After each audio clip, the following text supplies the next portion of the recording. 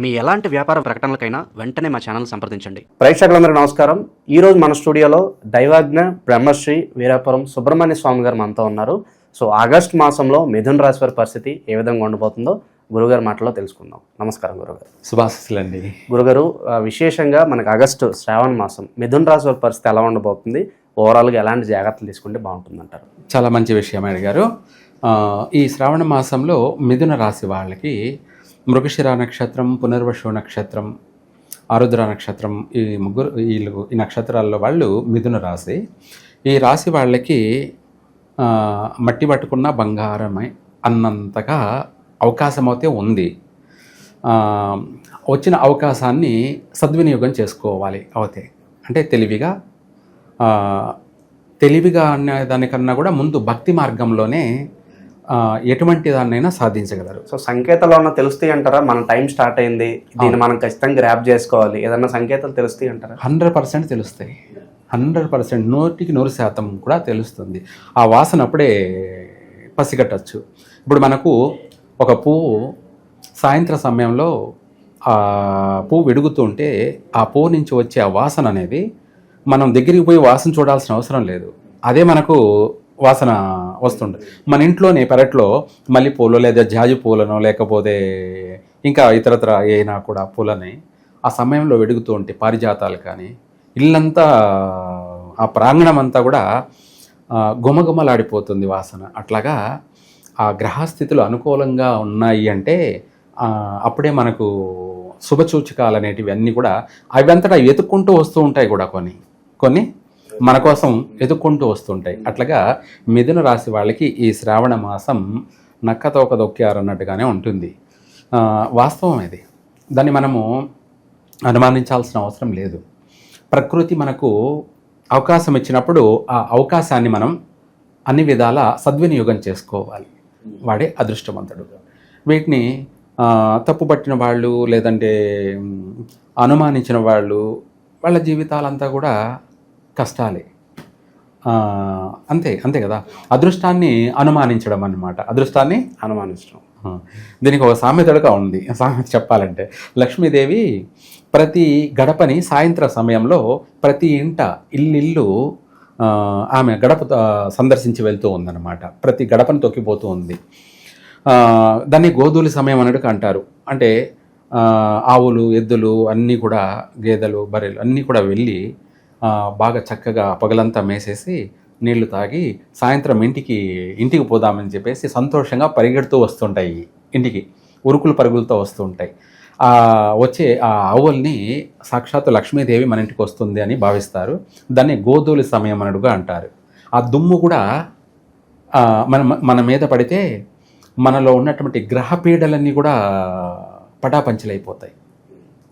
గ్రహపీడలు కూడా పటాపంచలైపోతాయి. అట్లాగా మనకేంట్రా అంటే ఆ లక్ష్మీదేవి ఇంటింటి గడప తొక్కిపోయేటప్పుడు మామూలుగా ఆమె ఇంటికి వెళ్ళి నేను మీ ఇంట్లోకి వస్తానంటే వాడు అనుమానం పడ్డాడు. ఏమని? ఎందుకంటే దరిద్రుడు కాబట్టి, అష్టదరిద్రుడు అనమాట.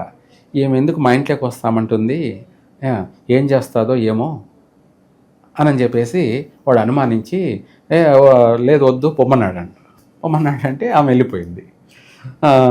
ఇంకొకటి ఇంటికి వెళ్ళి నేను మీ ఇంటికి వస్తానంటే వాడు ఆలోచించాడు.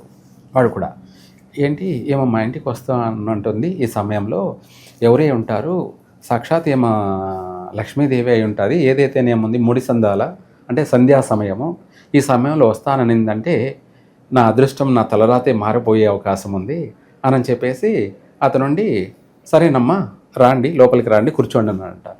సరే అని చెప్పి ఆమె పిలవగానే లోపలికి వెళ్ళాడు. ఆమె లోపలికి వెళ్ళింది, కూర్చునింది. సరే నేను బయటికి వెళ్ళొస్తానమ్మా, నేను వచ్చిన దాకా కూర్చోండి అని చెప్పి వెళ్ళిపోయాడంట. వెళ్ళిపోయి ఇంక వీడు రాలేదు. వాడు వస్తాడని ఆమె కూర్చొనే ఉంది పాపం ఆ ఇంట్లో. అట్లా వాడింట్లో శాశ్వతంగా ఆమె నట్టింట్లో కొలువై కూర్చొని ఉందంట. అదృష్టవంతుడు. వాడు రాలేదు అంటే ఇంకా వాడొక్కడనే కాదు, వాడి కుటుంబానికి, వంశానికి, అంత సంఘానికి కూడా ఆమె ఆ ఇంట్లో నిలబడిపోయింది. అలా ఏది ఏమైనా కూడా మనం చెప్పేది ఏంటంటే బాగుపడడానికి మాత్రమే మనం చెప్పడము. దాన్ని మనము ఆచరించకపోవడం, దాన్ని రిసీవ్ చేసుకోకపోవడం అనేది ఎవరెవరి అదృష్టవంతుడిది దురదృష్టవంతుడు అనేది కాలం నిర్ణయిస్తుంది. అయితే ఏది ఏమైనా మిథున రాశి వాళ్ళకి చక్కగా గృహయోగం ఉంది, 100% స్వగృహ ప్రాప్తి ఉంది. అలాగే ఇదే కాకుండా వివాహం కానటువంటి వాళ్ళందరికీ కూడా వివాహం అవుతుంది. ఎస్పెషల్లీ ప్రేమ వివాహం ఎవరైతే చేసుకోవాలనుకుంటున్నారో వాళ్ళ పరిస్థితి ఏంటంటారు గురుగారు? వాస్తవంగా చెప్పాలంటే వాటి గురించి నేను చెప్పను, అడిగావు కాబట్టి చెప్తాను. వాస్తవంగా ప్రేమ వివాహం అనే దానికి నేను 100% ఆపోజిట్. ఎందుకంటే ఇప్పుడు సంఘంలోనే సమస్యలు ఉంటే ఎవరిష్టం వచ్చినట్టు వాళ్ళు చేసుకుంటే దానికి అర్థం ఏమిటి, పర్థం ఏమిటి? ప్రకృతి కాస్త వికృతి అయిపోతుంది. ఏమవుతుంది? వికృతి అంటారు దాన్ని. విషం అని కూడా అనొచ్చు, వికృతి అని అనొచ్చు. ప్రేమ అనేది కూడా దాంట్లో ఉండొచ్చు. దాంట్లో ఏముండాలంటే ఆ సంఘంలోనే ఉండాలి. ఇది 100% కరెక్ట్. సంఘం ఎందుకు సంఘం అంటే దాంట్లో కట్టుబాటు, ఒక పద్ధతి, జీవనం, ఒక కట్టుబాటు, ఓ వ్యవహారం అన్నీ కూడా ఉండాలి. అవి లేని పక్షాన అంత మొత్తం మిక్స్డ్ అయిపోతుంది. ఇందులో తల్లి బిడ్డ, అన్న చెల్లి, తండ్రి కూతురు ఏవి సంబంధాలు ఉండవు. ఇంకా దానికి ప్రేమకి సంఘము లేదు, కులము లేదు, మతము లేదు, వాయు వరుస లేదు, ఏమీ లేదు. తల్లి పాలు తాగి తల్లినే అంటే పోను రాను భవిష్యత్తులో ఇదే జరగబోయేది. అందుకనేసి ఈ ప్రేమ పెళ్ళిళ్ళు అనే వాటికి నేను 100% ఆపోజిట్. ఎందుకంటే మనము కన్న తల్లిదండ్రులు మనల్ని ఎందుకు కన్నారు?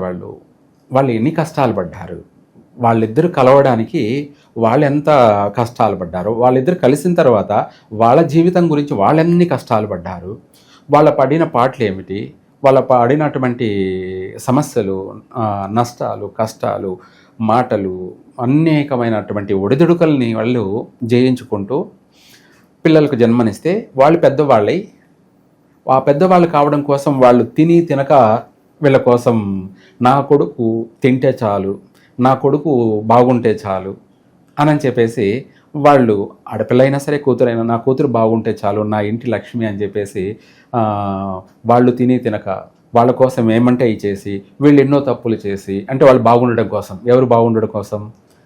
వాళ్ళ పిల్లలు, కొడుకులు, కూతుర్లు బాగుండడం కోసం వీళ్ళెన్నో, అంటే అందరూ కాదులేండి, కొంతమంది కష్టపడైనా చేస్తారు, కొంతమంది వాళ్ళ కోసం ఏదైనా చేసైనా వాళ్ళని బాగా చూసుకోవాలని చెప్పేసి వాళ్ళు ఎన్నో వాళ్ళ జీవితాన్ని కోల్పోయి వాళ్ళు చేస్తే తర్వాత వీళ్ళు ఇష్టం వచ్చినట్టు ఎవరెవరో ప్రేమ పెళ్ళిళ్ళు అంటే అది ఎక్కడ 100% రాంగ్. అలా ప్రతి ఒక్కరూ చేసుకుంటా పోతే ఏమవుతుంది? ప్రకృతి కూడా తన పని తను చేసుకుంటూ పోతుంది. ఏమిటి? తన పని తను చేసుకుంటా, ప్రకృతి కూడా తన పని తాను చేసుకుంటా పోతుంటుంది. ఇదే కాలం, ఇదే కాలచక్రం, కాలం. ప్రతి దాంట్లో కూడా కట్టుబాటు ఉండాలి, పద్ధతి ఉండాలి, వ్యవహారాల్లో, నడవడికల్లో ఒక సంస్కారం ఉండాలి, సభ్యత సంస్కారం ఉండాలి, అనేకమైనటువంటి విధానాలు.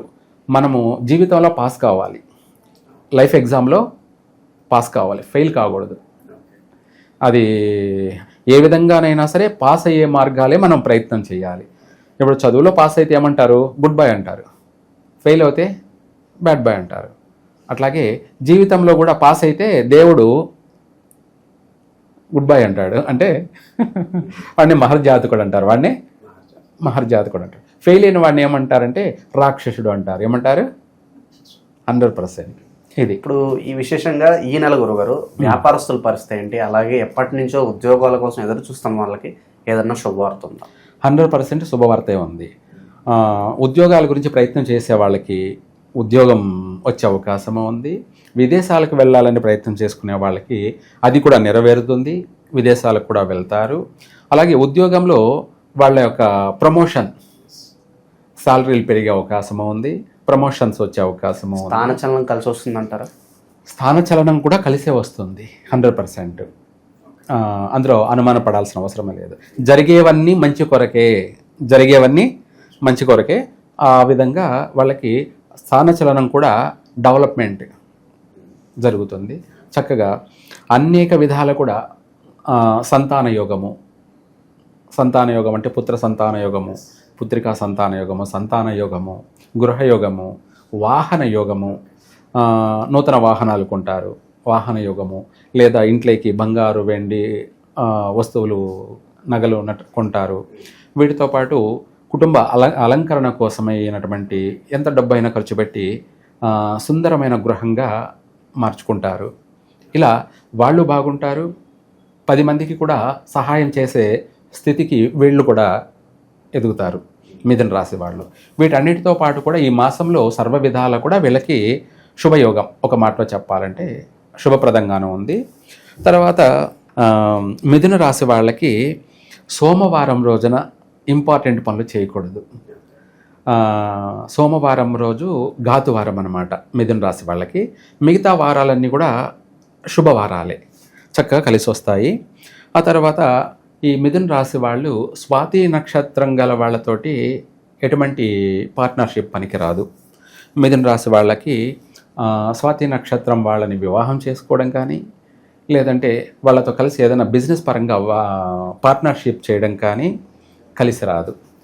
అలాగే దీంతోపాటు మిథున రాశి వాళ్ళకి కర్కాటక లగ్నము అనేది బ్యాడ్ టైం.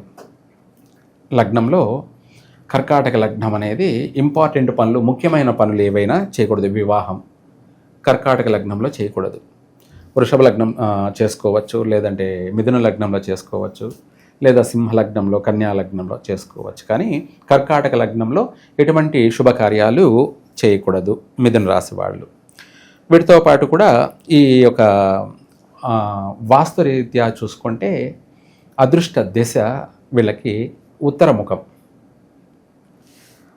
ఉత్తర ఫేస్ అనేది వీళ్ళకు చక్కగా కలిసి వస్తుంది. అంటే వీళ్ళు ఇంట్లో నుంచి ఏ పని మీదైనా సరే ఉత్తరముఖంగా బయలుదేరి వెళ్ళినట్టయితే సర్వకార్యసిద్ధి, సకల కార్యసిద్ధి. అలాగే వీళ్ళు కొంటున్నా కూడా ఉత్తర ముఖం ఉన్నటువంటి ఇంటిని కొనుక్కుంటే బాగా కలిసి వస్తుంది. సో గురుగారు, విశేషంగా ఈ నెల వీళ్ళకి ఏదన్నా పరిహారాలు చెప్పండి. ఏదన్నా శత్రు భయం, శత్రు బాధలు ఉన్నా కూడా వాటిని హరించడానికి ఏదన్నా మంచి ఉపాయం ఉంటే తెలియజేయండి వీళ్ళ కోసం. చాలా మంచి విషయమే అడిగారు. మిథున రాశి వాళ్ళు ఈ శ్రావణ మాసంలో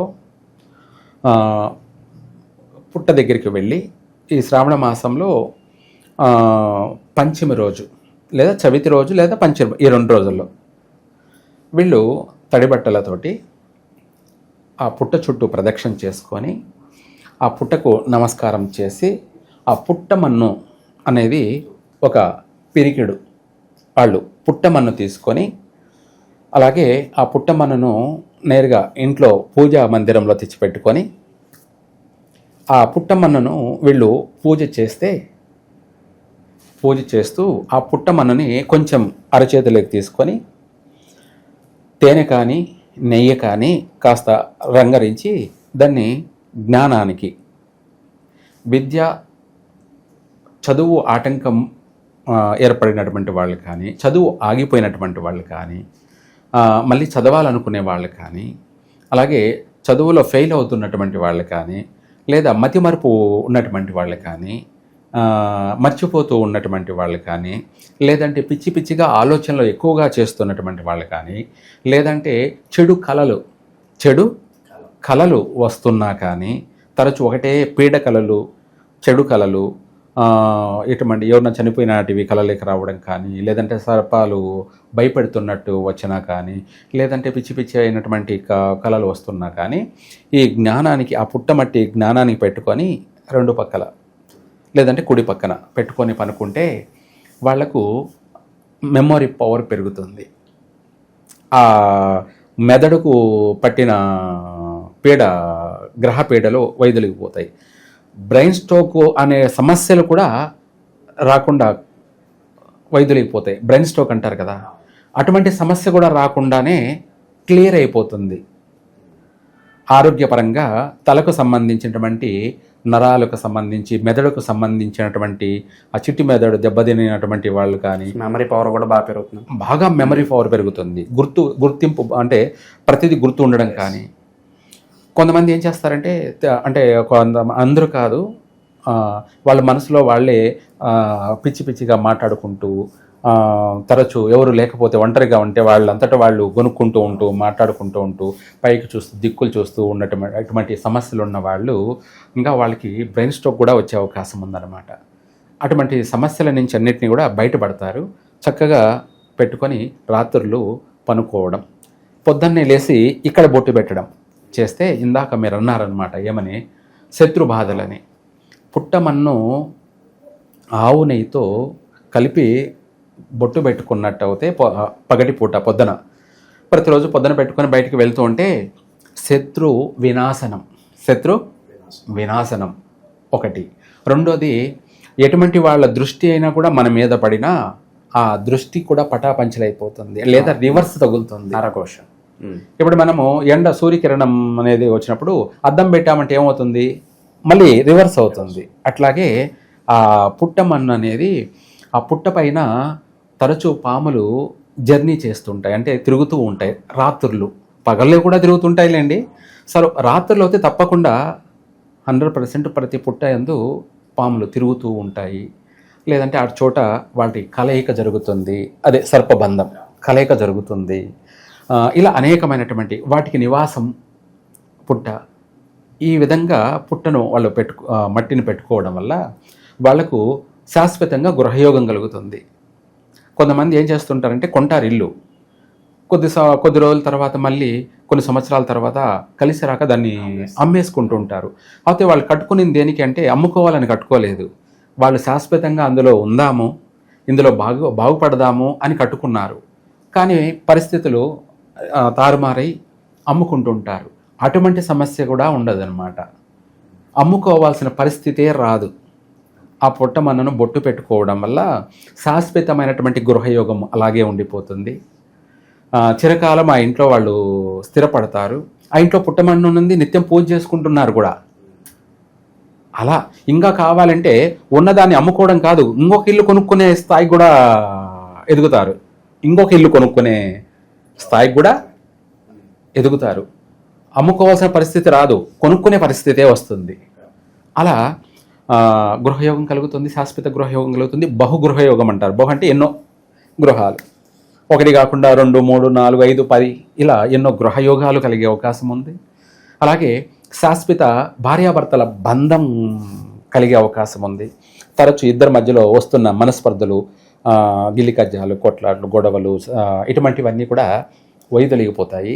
ఇద్దరి మధ్య సఖ్యత, సుఖం ఉంటుంది. సంసారం అనేది ఇంపార్టెంట్. భార్యాభర్తల కలయిక అనేది సుఖం ఎప్పుడైతే ఉంటుందో దానికోసం ప్రాణమైన వదిలేస్తారు. ఏమంటే ఆ సుఖం, ఆ సౌఖ్యం కోసం ప్రాణం పోయినా పర్వాలేదు, కానీ ఆ సుఖం, సౌఖ్యం కావాలి భార్యాభర్తల మధ్య. అంటే ఒకరి పట్ల ఒకరి కోసం ప్రాణాన్ని ఇచ్చుకునే అంత. భర్త అంటే భార్యకు ప్రాణం, భార్య అంటే భర్తకు మరో ప్రాణం అన్నట్టుగా.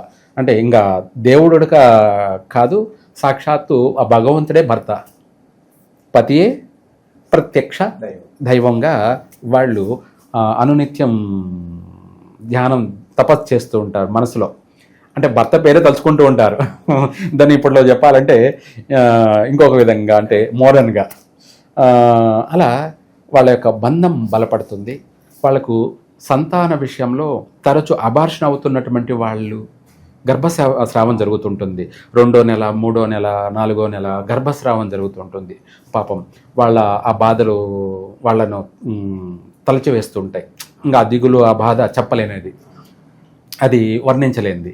అటువంటి సమస్య కూడా రాకుండానే, నష్టం లేకుండానే చక్కగా వాళ్ళకి సంపూర్ణ ఆరోగ్యవంతుడు, సంపూర్ణ ఆయుష్యవంతుడు, మంచి తెలివితేటలు కలిగినటువంటి బిడ్డ పుడతాడు. మంచి పుత్ర సంతాన ప్రాప్తి, పుత్రికా సంతాన ప్రాప్తి కలుగుతుంది. వాళ్ళ వంశానికి పేరు ప్రఖ్యాతులు, కీర్తి ప్రతిష్టలు తెచ్చేటువంటి సంతానం కలుగుతారు. ఇది వీళ్ళు చేయాల్సిన పని.